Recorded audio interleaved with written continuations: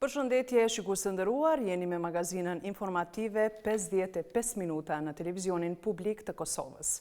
Zëvendësdimës i sekretarit amerikan të shtetit, Matthew Palmer, thotë se Shtetet e Bashkuara të Amerikës nuk do të vulosin çfarëdo marrëveshje mes Kosovës e Serbisë. Prishtina e Beogradi vënë në dyshim samitin e Parisit, analistët theksojnë se dy palët nuk janë gati për marrëveshje. Rritën tensionet në lindjen e mesme. Me analistët Armend Muja dhe Ejub Gojnovci, sonte do të analizohen zhvillimet e fundit politike në Kosovë e rajon. Në veçanti do të analizohen mesazhet e zyrtarit të lartë amerikan, Palmer.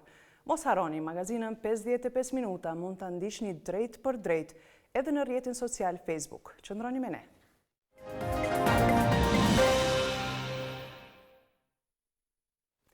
Për të shënuar 20 vjetorin e çlirimit të vendit, njësitet e forcave toksore të FSK-s kanë parakaluar në kazermën Adem Jashari. Në cilësinë e komandantit suprem, presidenti Hashim Thaçi tha se është kënaqësi e veçantë që në këtë 20 vjetor të nderohen ushtarët, dëshmorët dhe luftetarët e UÇK-s. Ndjekim kronikën. Për nder të shënimit të 20 vjetorit të çlirimit të Kosovës, njësitë e ushtrisë së Kosovës kanë parakaluar në kazermën Adem Jashari në Prishtinë. Komandanti suprem i kësaj force, presidenti Hashim Thaçi, u është drejtuar ushtarëve, i cili tha se sot Forca e Sigurisë së Kosovës është e gatshme për të garantuar paqen për çdo qytetar të vendit në çdo cep të territorit. Thaçi tha se FSK është forcë profesionale e standardeve të NATO-s dhe forcë multietnike. Para ushtarëve, presidenti tha se po punojnë për një marrëveshje finale me shtetin serb, ndërsa deklaroi se kanë ndërtuar marrëdhënie të mira me të gjithë fqinjt, duke përmendur Malin e Zi, Maqedoninë Veriore dhe Shqipërinë. Të nderuar ushtarë, qytetarët e Republikës së Kosovës, dëshirojmë të mbyllum kapitujt e konfliktit dhe tragjedive të shekullit e kaluar, të hapim kapitullin e ri të jetës në liri, në barazi, në zhvillim dhe prosperitet. Kjo është aspirata jonë e përbashkët. Kjo është detyra jonë e përbashkët. Kjo është zotëimi ynë për qytetarët e Kosovës. Thaçi duke u drejtuar ushtarëve të Kosovës tha se nga aspirata dhe angazhimi i popullit për liri kanë lindur edhe ata. Ai ka folur për periudhën e transformimit të UÇK-s deri në ushtri të Kosovës, ndërsa ka potencuar se po punojnë për antarësim në NATO dhe në Bashkimin Evropian. Kemi arritur shumë në këto 20 vite. Kemi pasur sfida jo të lehta. Kemi ndërtuar institucionet e shtetit dhe kemi rindërtuar shoqërinë. Kemi vënë bazat e zhvillimit ekonomik dhe të sundimit e ligjit. Me këto kemi konfirmuar aspiratën tonë të re. E kemi realizuar aspiratën për liri dhe aspiratën për shtetë e pavarur dhe sovran. Tani, po punojmë për antarësim në NATO dhe Bashkim Evropian. Po ashtu, presidenti Thaçi ka folur edhe për shënimin e 20 vjetorit të lirisë. Sot, kujtojmë gjithë dëshmorët e lirisë, luftetarët trima të ushtrisë lirimtare të Kosovës.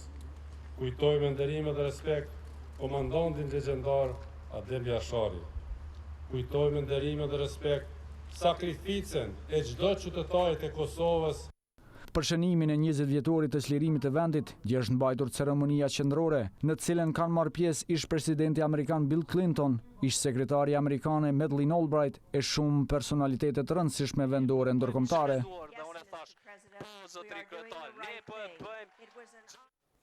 Kryeministri i vendit Ramush Haradinaj ka pritur në takim ish-gjeneralin e gardës ndërkombëtare të Ajovës, Timothy Orr.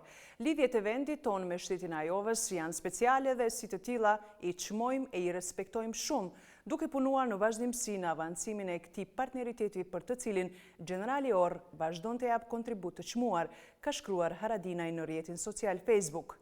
Kryeministri ka falendëruar Timothy Orr për shërbimin shumë vjeçar në forcën e sigurisë në Kosovë, në profesionalizmin e FSK-s, si dhe për angazhimin e mëtutjeshëm në shumë projekte të përbashkëta. Ministri i Drejtësisë Abel Tahiri dhe zëvendësimsi i sekretarit të shtetit amerikan Matthew Palmer nënshkruan protokollin e instrumenteve të ratifikimit të marrëveshjes së ekstradimit mes Kosovës dhe Shteteve të Bashkuara të Amerikës. Ministri Tahiri tha se traktati pasqyron realitetin e ri në Ballkan dhe kjo marrëveshje fuqizon edhe më tej sundimin e ligjit dhe subjektivitetin e Kosovës, duke e bërë një partner më të besueshëm në luftën kundër krimit. Sipas ministri Tahiri, nënshkrimi i sotëm jep një kahje krejtëre i bashkëpunimit mes dy vendeve në fushën e sundimit të ligjit, si dhe duke u ofruar prokurorëve e autoriteteve tjera në të dy anët e Atlantikut mjete të reja për të sjellë kriminalët para drejtësisë.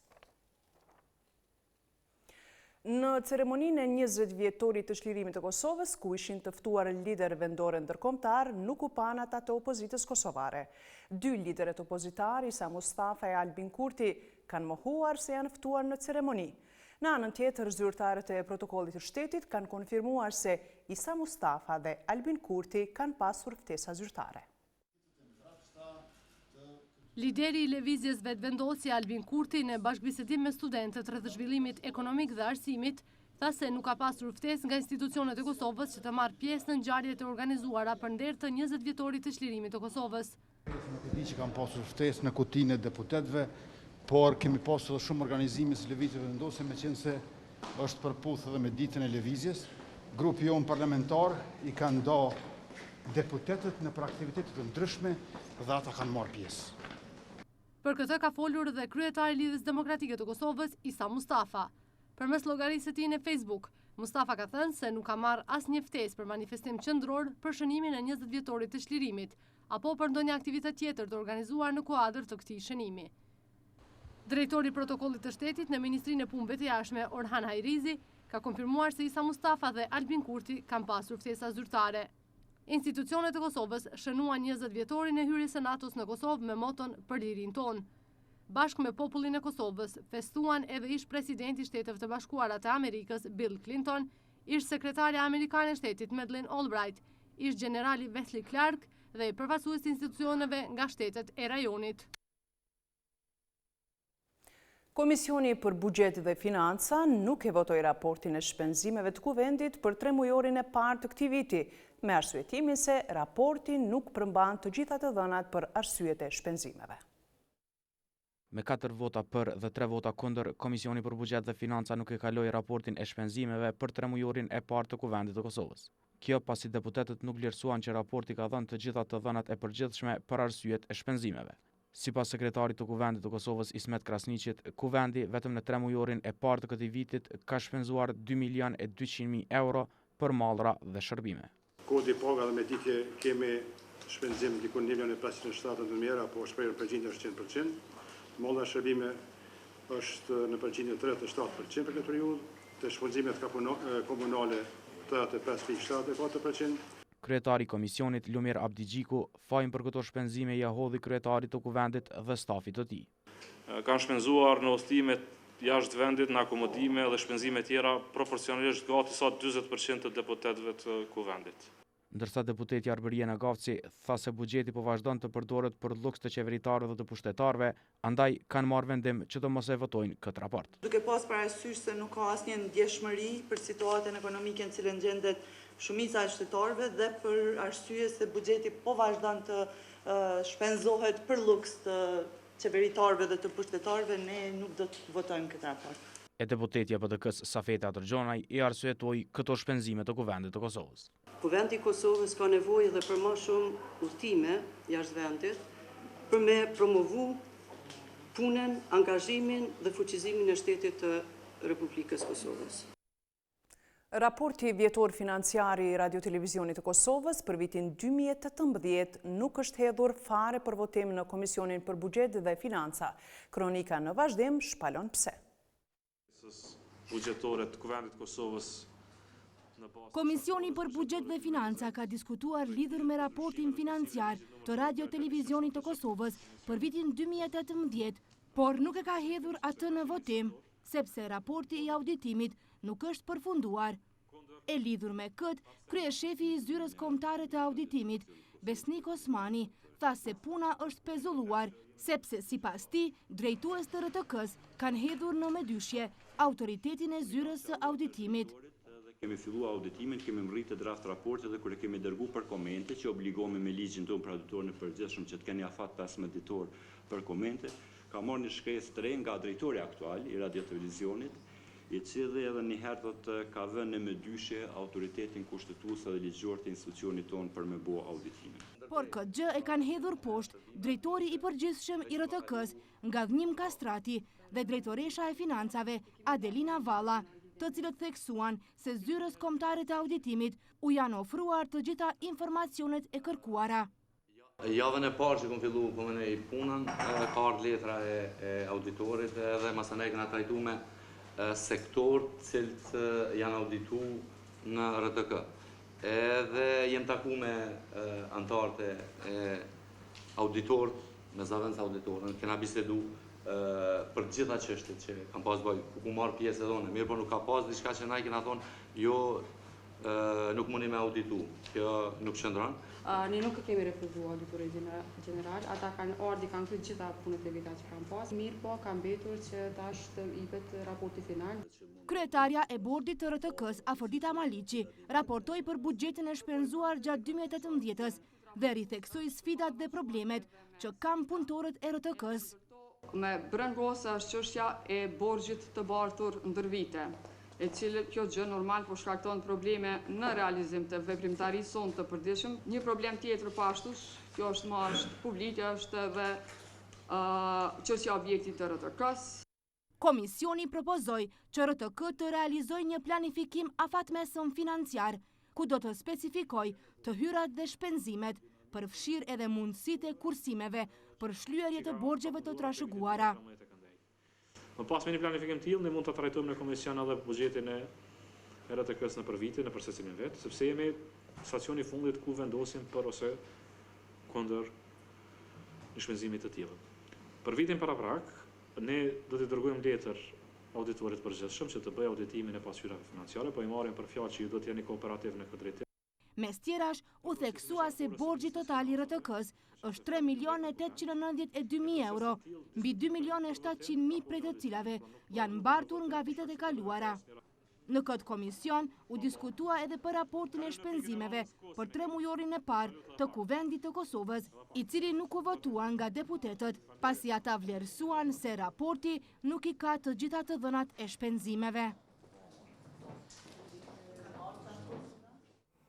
Me 100 vota për, 7 kundër dhe 2 abstenime, Parlamenti i Shqipërisë votoi rezolutën kundër vendimit të presidentit Ilir Meta për të shfuqizuar 30 qershorin si datë për zgjedhjet lokale. Kuvendi i Shqipërisë ka votuar një rezolutë kundër presidentit Ilir Meta si hap i parë drejt vendimit të mazhorancës për shkarkimin e kreut të shtetit. Ky vendim u mor pas një mocioni me debat në lidhje me anulimin nga presidenti Meta të datës së zgjedhjeve lokale të 30 qershorit. Duke folur lidhur me veprimet e presidentit Meta, kryeministri Edi Rama u shpreh se Ilir Meta e ka humbur të drejtën të qëndrojë në zyrën e presidentit. Kryeministri Rama dhe deputet të tjerë të Partisë Socialiste e kanë cilësuar dekretin e presidentit Meta për anulimin e datës së zgjedhjeve lokale një akt absolutisht të pavlefshëm, i nxjerrë në tejkalim të kompetencave kushtetuese dhe si i tillë nga mazhoranca parlamentare konsiderohet nul dhe sikur nuk ka ekzistuar asnjëherë. Sipas kushtetutës, për të shkarkuar presidenti, parlamenti fillimisht duhet të krijojë një komision hetimor, dhe në rast se votohet largimi i presidentit të Republikës, ai nuk mund të shkarkohet pa interpretimin e një vendimi të tillë nga gjykata kushtetuese, e cila aktualisht nuk funksionon për shkak të mungesës së kuorumit si pasojë e shkarkimit të anëtarëve të saj gjatë procesit të vetingut.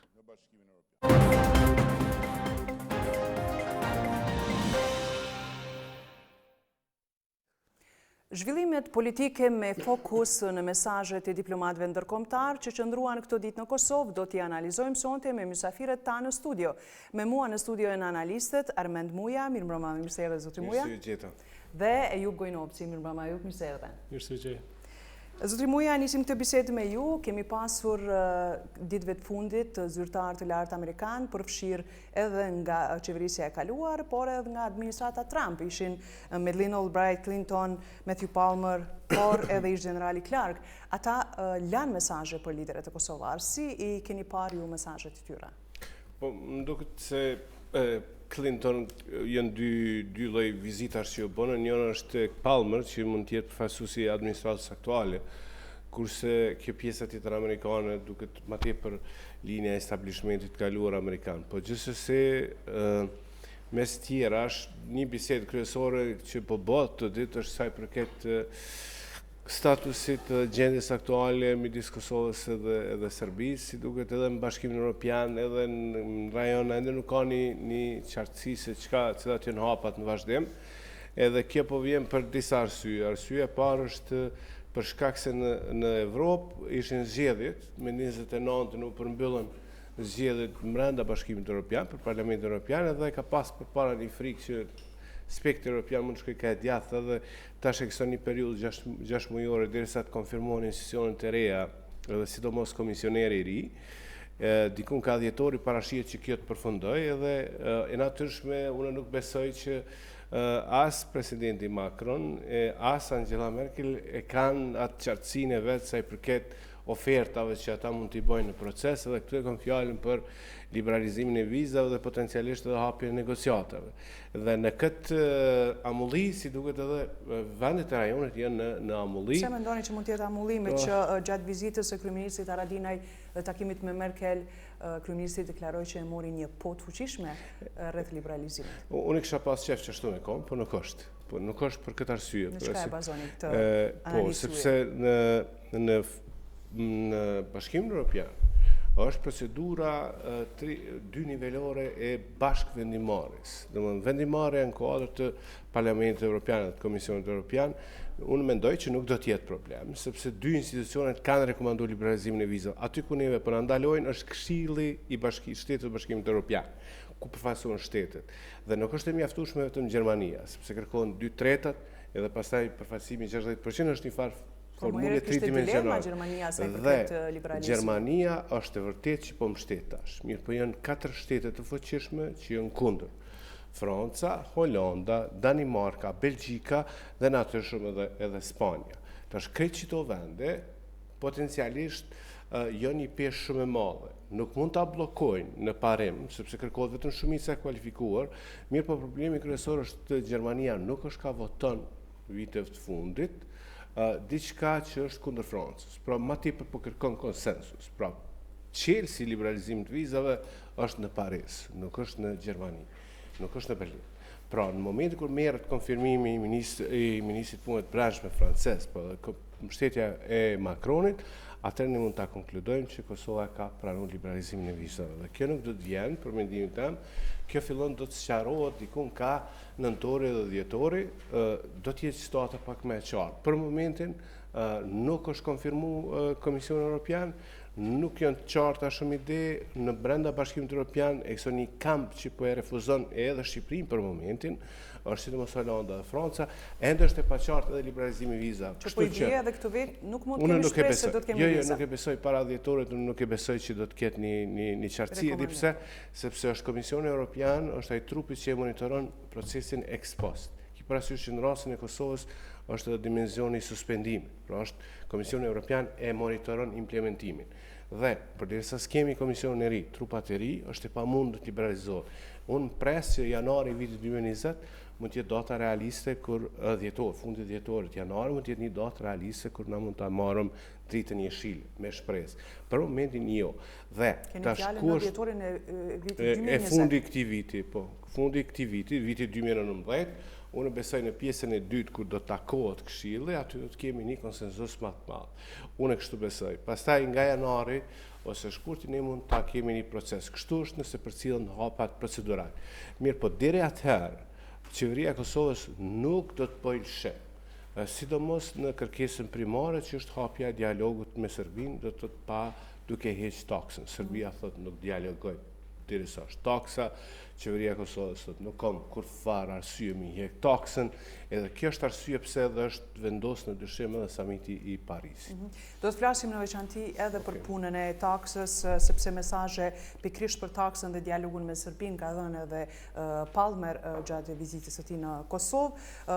Pikërisht po rikthehemi tek pyetja për mesazhet që dhanë zyrtarët e lartë amerikan sa i përket dialogut dhe taksës. Me tregu drejtër, as në Amerikën po e shoh përpara ka pas kanë qarkulluar një zgjedhje dikon në vitin e kaluar, ka pas një diskutim pjesën e parë të këtij viti kishte Boltoni, kishte John Bolton, kishte një farë ideje që potencialisht me korrigjime të vogla të kufinit mund zgjidhet një çështje, edhe kishte një përkrahje të një pjese e establishmentit aktual. Mirë po për momentin gjithçka është rivendosur, ende nuk po dihet as në administratën Trump, as në Bashkimin Evropian, e as te ne, që është e vërtetë as brenda ne në Kosovë, nuk kemi një konsensus se cila është rruga përpara. Dasitë e njëjta manifestohen edhe tek aktorët ndërkombëtar. Nuk është se ka një qasje qëndrueshme në këtë aspekt.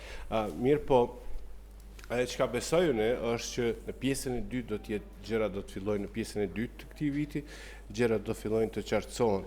Ajo çka e dim na me saktësi është që Bashkimi Evropian është duke lëvizur ka një konsenzus kundër korrigjimit të kufive si opsionale. Mirë po, çka kemi pa në vitet të fundit është që Bashkimi Evropian, si duket, po insiston që të krijohet asociacioni i komunave serbe, diçka që në Kosovë unë nuk po shoh ndonjë përkrahas të asociacionit të komunave serbe. Në parim tash edhe PDK-ja dhe Hashim Thaçi që më herët e kanë mbështetur thotë tashin kundër asociacionit. Çështja është asociacioni për me u kalu në Kosovë ka nevojë për 2/3 e vota. 2/3 e vota në Kosovë me projekcionin kompozitor për brenda aktual parlamentit nuk mundesh me marr. Dhe çështja është nëse kjo nuk ndodh, atëherë shtyrja do të jetë një opsion. Në mungesë të zgjedhjes, zgjedhja vetme është shtyrja. E kemi në studio edhe ju Gojnopsin, sigurisht edhe ju nga këndvështrimi juaj do të bëni një analizë për vizitat e fundit që kishim në Kosovë dhe mesazhet që ata dhanë për liderët kosovar, qoftë për punën e përmbylljes së dialogut ndërmjet Kosovës dhe Serbisë, por edhe taksën dhe të lashe tjera që kemi si shtet.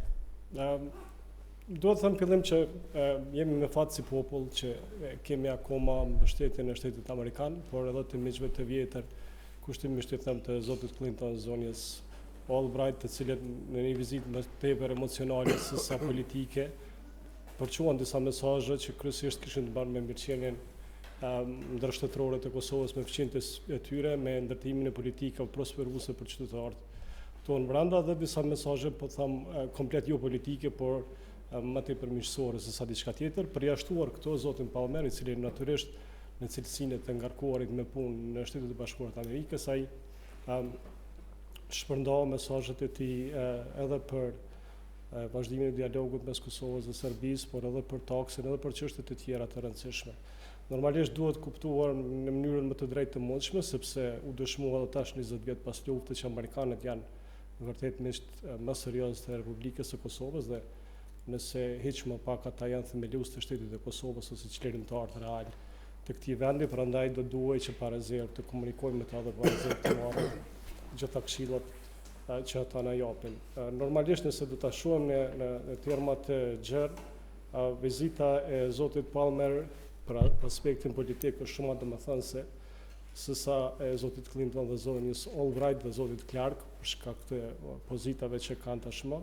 Dhe zoti Palmer nuk ndaloi vetëm me vizitën e djeshme, ai tregoi që ishte në Beograd, tregoi që sot kishte informacione që ka takuar liderët politik në Kosovë të pozitës dhe opozitës, nuk e dini se kjo qëndron saktësisht nëse i ka takuar. Kështu është raportuar në media, kështu është raportuar në disa media. Nuk ka pasur deklarata të krerëve të institucioneve pas takimit me Palmer për treguar se çfarë u tha ky zyrtar amerikan ose cilat janë në qëndrimet e tyre pas kësaj vizite.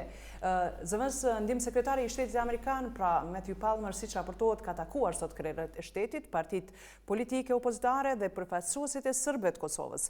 Ndonse nuk ka pasur deklarime të liderëve kosovarë rreth këtyre takimeve, në një intervistë për Radion RTK Lir, ka thënë se në pikpamjen e SBA-s, largimi i tarifave është kusht absolut për vazhdimin e dialogut. Ndjekim thekse nga kjo intervistë.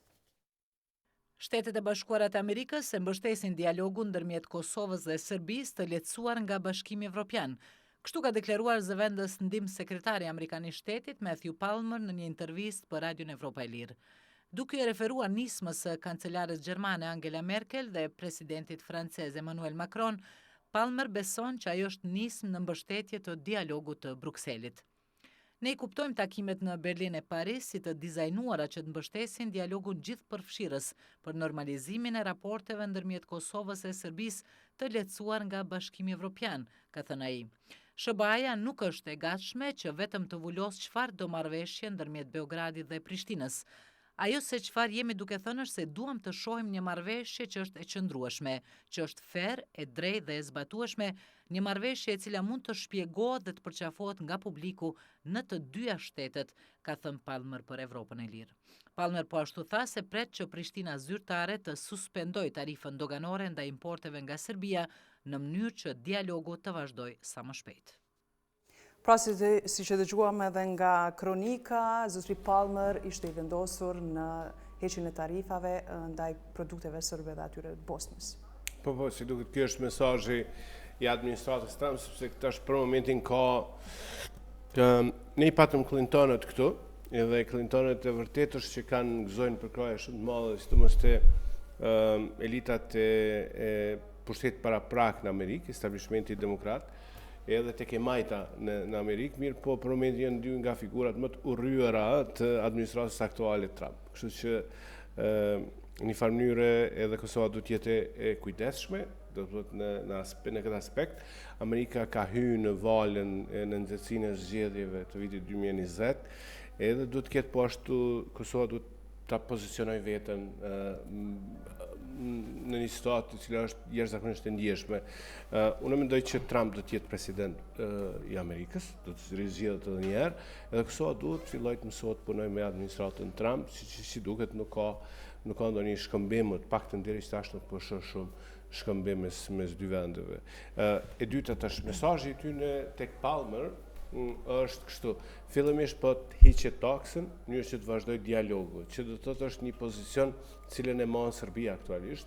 Serbia thotë po ashtu nuk dialogoj pa heqjen e taksës, edhe pastaj pa pas ndonjë garancion se ç'a ndodh duke përfshirë as liberalizimin e vizave. Palmer ka thënë që Shtetet e Bashkuara të Amerikës nuk do të nënshkruajnë çka do marrëveshje. Po çka do tash është problem, sepse në realiteti është që tash I ki 5 zgjedhje që po qarkullojnë ose po diskutohen. Njëra prej tyre është padyshim shkëmbimi I territoreve. E dyta është status quo-ja. E treta është asociacioni me mundësinë e njohjes nga Serbia, po në anglisht do të thotë një dallim midis recognition, sepse këtu po bëhet një problem, edhe acceptance, do të ti pranon diçka që ekziston, mirë po pa e njohur zyrtarisht. Mendoj që ky është opsioni I tretë. Opsioni I katërt është që po e diskutojnë e pash tek presidenti në disa raste, mundësia e bashkimit, do të thotë bashkimi me Shqipërinë është tu trompetu, sidomos vitet të fundit, mendoj që është ditëve të fundit. U raportua edhe kjo pjesë që zoti Palmer është kundër bashkimit me Shqipërinë. Në këto zgjedhje si duket edhe natyrisht se cila palë tash e bën për me rrit peshën e dialogut e kështu me radhë, ose si taktik negocimi, po ose si forme e presionit ndaj bashkisë ndërkombëtare, po megjithatë ky po thotë që SBA nuk është në gjendje me pranu çfarë do zgjidhje.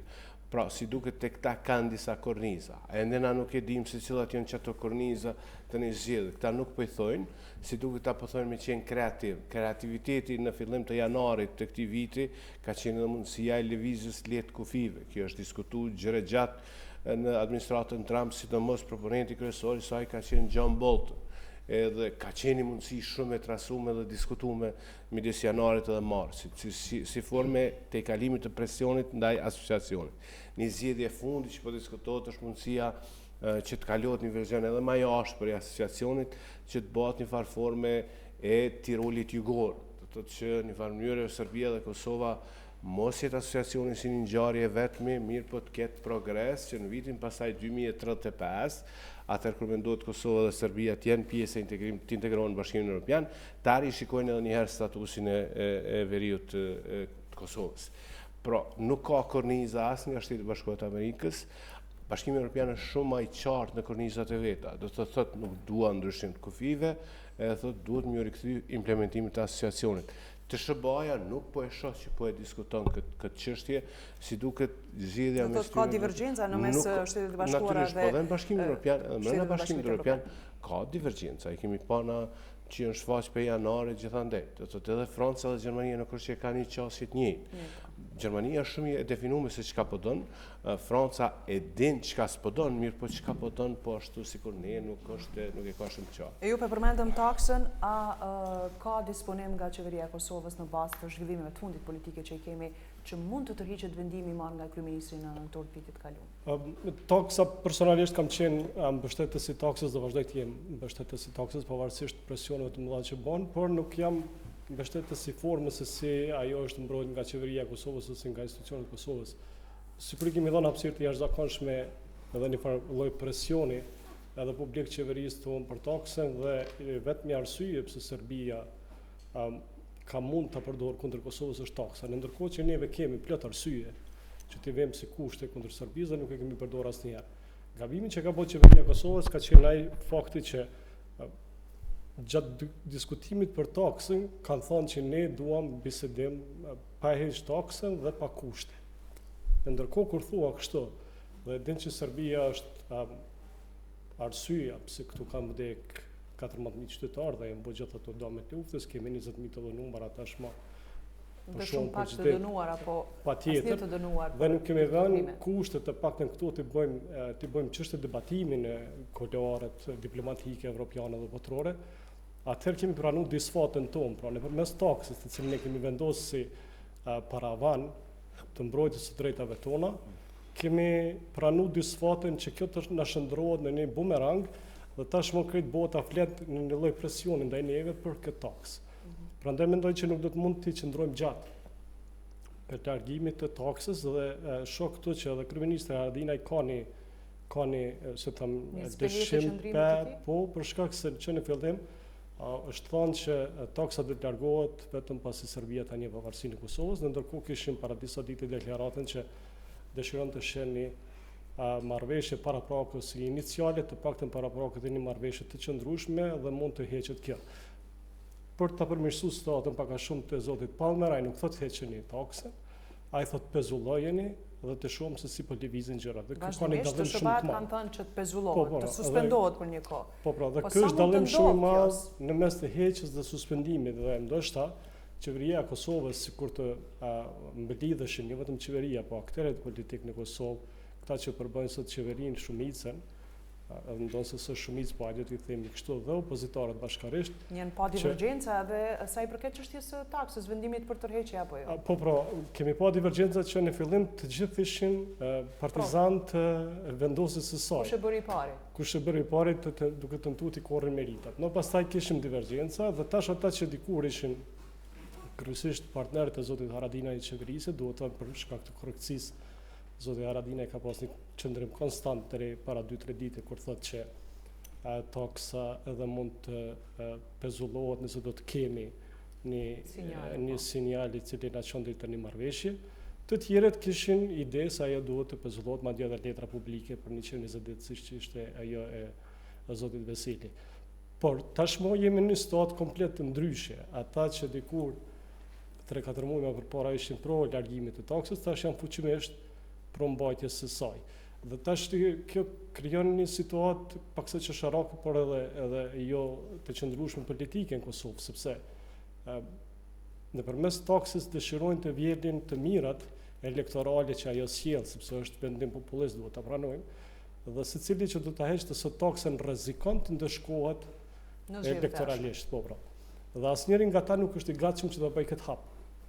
Prandaj mendoj që do duhej që bashkarisht të ulen, të bisedojnë dhe të shohin cilat janë mundësit më të mira, jo për kotat e tyre politike nesër, por për të mirën e përgjithshme që do të thotë nëse Kosova duhet tash ta pesulloj taksën, ato duhet ta bëjë për disa ditë. A ka arritur efektin e vet vendosja e taksës? Shiko, mendoj që në aspektin politik ka pas edhe të mirat të këqijat e veta. Thash nuk është menaxhuar mirë, prandaj ka pas mangësitë e veta. Në aspektin ekonomik fillimisht ka qenë në rregull, por sot nëse shohim në teren duket sikur nuk... Ende, pas 8 muaj gati, ende produkte, prezente produkte dhe janë po aq me shumicë so kanë qenë 8 muaj përpara. Dhe kjo na flet për një situatë diçka jo normale, ose mund të ketë aq shumë kontrabandë që s'mund të kontrollohet, dhe kjo është e dëmshme më tepër se sa të ishte taksa jo aktive, dhe kemi këtë presionin që kemi lejuar na bëhet, sepse ne s'kemi vendosur asnjë kusht, në ndërkohë që një kusht pothuajse banal, normal mes shteteve sovrane, secili shtet, edhe Shtetet e Bashkuara vendosin taksa, edhe Gjermania ka vendosur taksa, edhe Izraeli akoma vendos taksa. Dhe secili shtet mbron produktet e veta, madje vetëm për të mbrojtur produktet e veta vendos taksa, por që e kapitalizojnë nëpërmes politikave të mençura dhe politikave të cilat në kontinuitet e mbështesin arsyeën e vendosjes së taksës. Prandaj tash është një momentum i cili flet për një organizim të sinqert politik, gjë që për fat të keq nuk pres shumë, sepse këtu tani vazhdimisht ka ditur të mungoj, dhe që kjo taksë nëse është në të mirën e vendit duhet të pezullohet për një kohë të caktuar. Problemi është që tash jemi edhe në një situatë delikate, dhe nëse do të pezullohet taksa, për çka unë besoj, fuqishëm që Serbia nuk e ka problem taksën për ta vazhduar dialogun. Serbia ka problem hapje në negociatave me BE-n për shkak të kapitujve të radhës të cilët vinë dhe të cilët ja determinojnë nevojën e njohjes së gjendjes në terren. Dhe ky është problemi kryesor për Serbinë, jo taksa. Ata faktikisht nuk janë duke humbur ato miliona që thonin se do t'i humbnin. Po të ishte fakti që ata do t'i humbnin milionat, do të kishin protesta nga bizneset brenda Serbisë. Nuk ka një presion të tillë në Serbi, sepse ka kompani të mëdha në Serbi, të cilat ekzistencën e tyre e kanë pikërisht për faktin që eksportojnë produkte në Kosovë. Dhe Serbia nuk është e gatshme të futet me Kosovën në negociata, sepse e din që po ngushtohet hinka e arsyeve banale që ata kishin ndikuar për Kosovën dhe tashmë nuk kanë një shtekdalje se si do të bëhet. Por dhe nëse largohet taksa për shkak të zgjedhjeve që i përmendi Armendi, për shkak të procedurave të cilat kërkon deri në konsolidimin e establishmenteve të reja në Bashkimin Evropian, për shkak të shumë ngjarjeve që janë të rëndësishme, sepse nuk është vetëm Kosova pjesë e problemeve në Bashkimin Evropian, atëherë nuk e di kur do të mund të fillonin negociatat. Prandaj ose bisedime thonë më saktë, sepse negociatat e kupton diçka më tepër. Prandaj unë nuk pres që edhe ky fillim i bisedimeve do të ndodhë shpejt, edhe për shkak të rrethonave në politikën e Bashkimit Evropian. Ajo që dua ta bëjë një dallim, ndoshta zoti Palmer, me gjithë faktin që kërkon ndalimin ose pezullimin e përkohshëm të taksës, ai tha një fjali shumë të rëndësishme që mendoj politika e Kosovës duhet ta merr si një mbështetje shumë serioze, që Shtetet e Bashkuara të Amerikës nuk janë të gatshme ta vullosin secilë marrëveshje që bëhet me Serbinë. Dhe thot që mes tjerash, po në këtë intervistë në Radio Evropa e Lirë, mes tjerash thot që shtetet sovrane kanë të drejtë të bëjnë marrëveshje. Domethënë ai njeh sovranitetin ashtu siç e ka njohur Shtetet e Bashkuara të Amerikës mbi Kosovën, e ka njohur shtetin e Kosovës dhe njeh të drejtën e Kosovës për të negociuar marrëveshje ndërkombëtare me Serbinë. Pikërisht për taksën, ka dilema që samiti Parisit do të mbahet me një korrik në datën që është paralajmëruar. Këtë e ka konfirmuar edhe qeveria e Kosovës, duke thënë se samiti Parisit edhe mund të dështoj, por jo për fajin e Kosovës. Ndjekim kronikën e gazetarës Leonora Brbatovci për më shumë hollësi. Një marrëveshje, kornizë e asaj që duhet mu marrë vesh, është e nevojshme, jo vetëm për Paris, po edhe nëse nuk ndodhë Parisi, që mund mos ndodhë, po jo për fajin e Kosovës. Mundësinë e mosmbajtjes së samitit të Parisit ditë më parë nuk e përjashtoi kryeministri Ramush Haradinaj. Megjithatë, sipas tij, një dështim i mundshëm i këtij samiti nuk vjen për faj të Kosovës.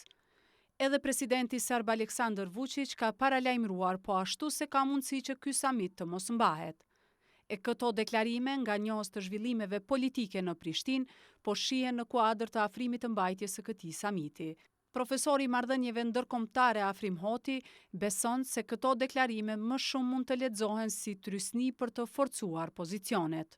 Palët janë krejtësisht të vetëdijshme që po i ofrohen asaj për të cilën po pritet tash sa kohë, pra një zgjidhje përfundimtare në kuptimin e normalizimit, dhe që edhe pse nuk thuhet tekstualisht, po nënkupton njohjen në ndërsjellje të dy shteteve.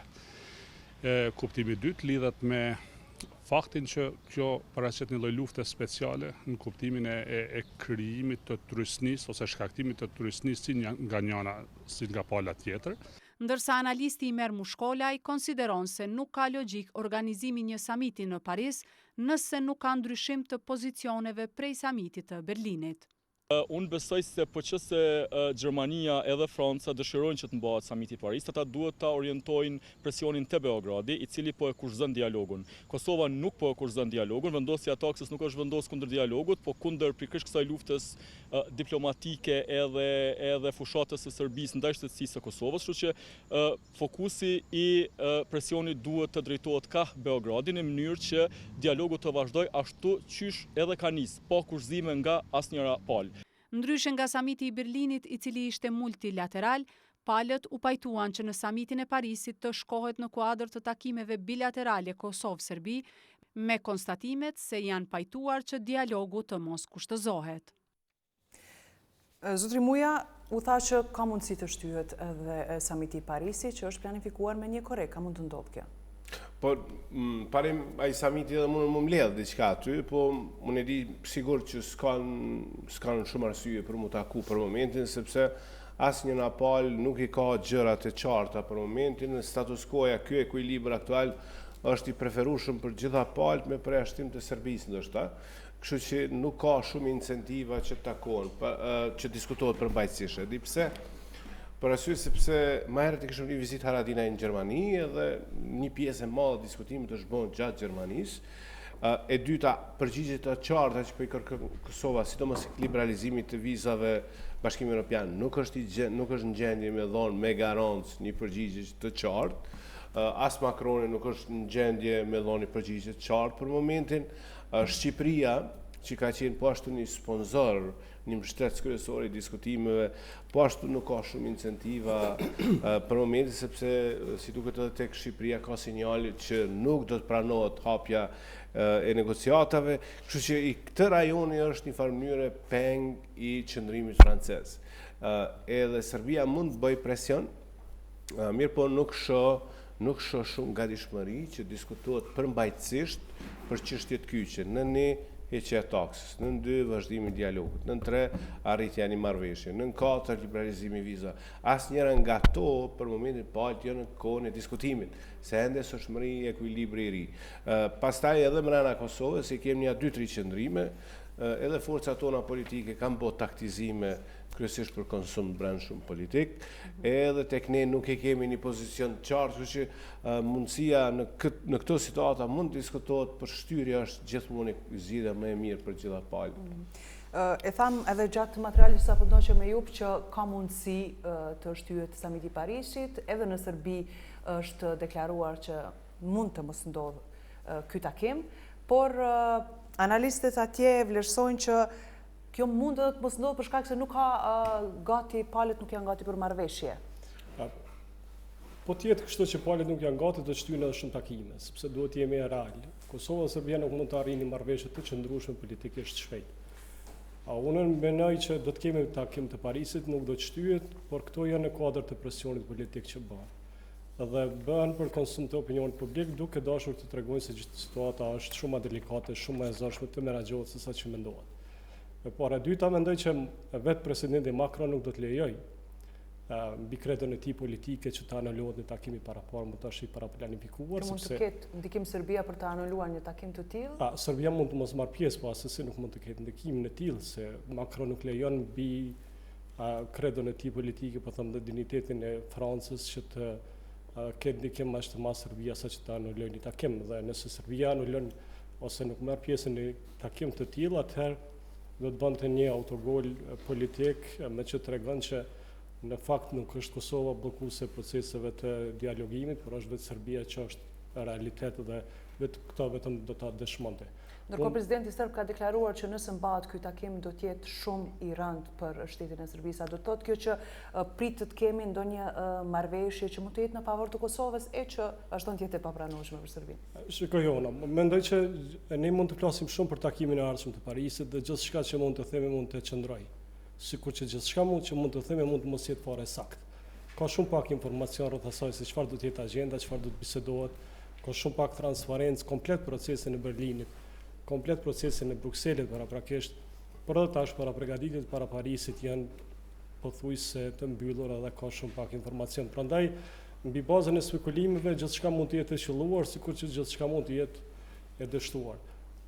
Do të kisha dashur të kishim një marrëveshje ku të dy vendet e njohin njëra tjetrën, ose ashtu siç e përmendi Armendi, nuk e njeh shtetin e Kosovës, por e njeh situatën reale të krijuar në terren dhe pas një kohe mund që të dy vendet të krijojnë edhe raporte bilaterale. Normalisht kjo do të ishte ndoshta më e lehtë edhe për Serbinë. Por do të ishte për mua, po them, nga kjo çfarë ka ecë deri tash, të arrijë një takim, një marrëveshje në Bruksel, do të ishte mrekullia e dialogut që ka ndodhur Kosovë-Serbi. Gjithmonë duke menduar se mrekullia do të ishte ajo kur të dy vendet do të pajtoheshin mbi bazën e sovranitetit fizik, do të thënë gjeografik, por edhe politik, ta njihin njëra tjetrën. Në të kundërtën jam shumë mosbesues se mund të kemi në Paris marrëveshje, aq më tepër kur Parisi dhe Berlini janë determinant të takimeve për shkak të dështimit të Brukselit. Dhe këtë dështim të Brukselit nuk e ka bërë as Prishtina, e ka bërë ndihmë e Beogradit duke qenë obstruktive vazhdimisht, por e ka bërë Brukseli duke përqafuar ide jo parimore dhe zgjidhje të cilat janë diskutuar mjaft të gjatë nën tutelen e presionet të madhe mbi Prishtinën zyrtare dhe në ledhatimin kogja serioz të Brukselit zyrtar mbi Beogradin zyrtar. Prandaj mendoj që edhe Brukseli nuk do të mund mbetet në hije dhe të realizohet një marrëveshje në Paris duke anashkaluar qendrën e Bashkimit Evropian që është Brukseli. Po shkojmë drejt fundit të kësaj hapësire televizive, e përmendëm zotri Muja her pas here që nuk kemi një marrëveshje të vetë liderëve kosovar në për takimet dhe udhëtimet që kanë në për shtetet ndryshme dhe takimet të ndryshme si ai i Berlinit, tashmë pritet edhe ky i Parisit. Si mendoni se duhet përfaqësohet Kosova atje? Nuk shoh shumë pak mundësi që të ketë pajtueshmëri sa i përket një nga këtyre zgjedhjeve. Ajo çka ne në Kosovë po pajtohem për momentin është vetëm nga për faktin që nuk po pajtohemi në asgjë. Kjo është vetëm pajtueshmëri që e kemi. Pajtohemi pak a shumë me këtë situatën aktuale që është një farë status quo. Çdo përpjekje për me ndryshu ekuilibrin brenda forcave tona politike, ajo do të jetë me kosto dhe potencialisht në rast se tentohet shkohet ka asociacioni, implementimi i asociacionit, atëherë do të kërkohen zgjedhje të reja, sepse gjitha forcat politike, me përjashtim të një force politike, tash për të arsyesh që kundër asociacionit të komunave serbe.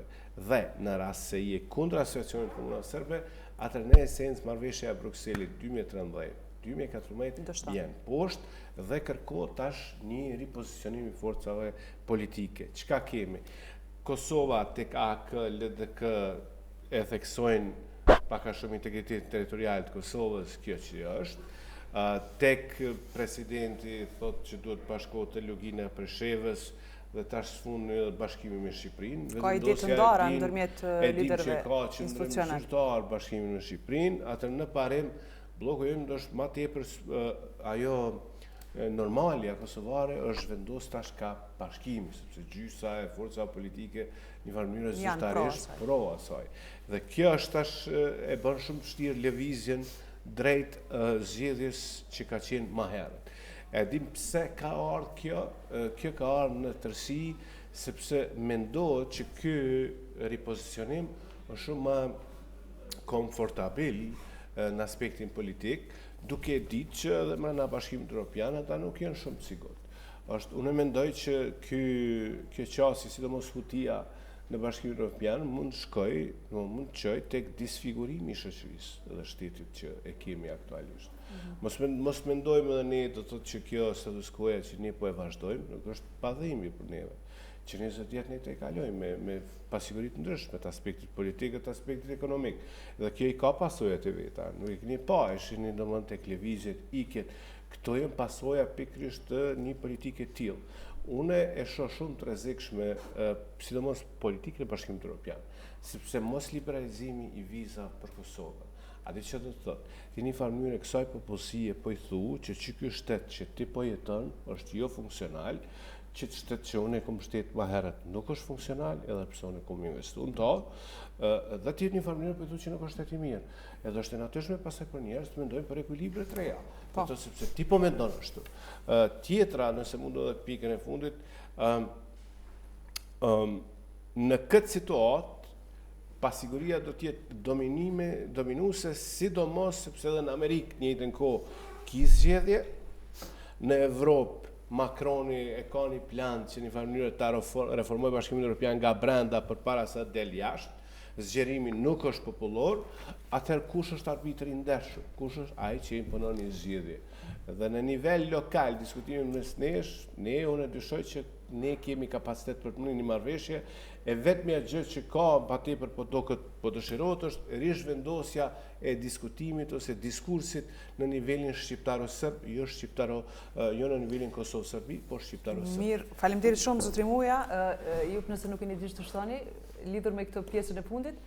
Ja, absolutisht pajtu me shumë qka që thot Armendi dhe mendoj që diskurset e reja të ngritura në opinionin publik rreth bashkimit me Shqipërinë dhe këto sikur po e bojnë një lloj orientimit të tillë dhe në tentativë për të vënë fajin dikujt tjetër.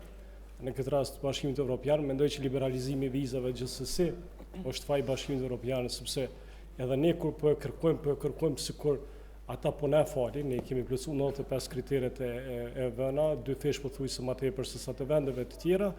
Dhe Bashkimi Evropian prap nuk po tregohet, ai Bashkimi Evropian i cili është treguar me shtetet e tjera. Prandaj gjithë kjo trysni psikologjike normalisht që i lëviz të gjitha këto aspektet psikologjike në masa, të cilat i përmendi Armendi dhe më pastaj ekuacioni ku dërgon në çfarë zgjidhen, në çfarë situata është problem të shihet. Faleminderit shumë për gjithë analizën që bët, faleminderit zotri Muja, sigurisht që do të diskutojmë temat ngjashme, por edhe të tjera në emisionin e radhës Magazina 55 minuta. Të nderuar miq, këtu po e përmbyllim pjesën e bisedës në studio, por tu rikthyer me lajmet ndërkombëtare.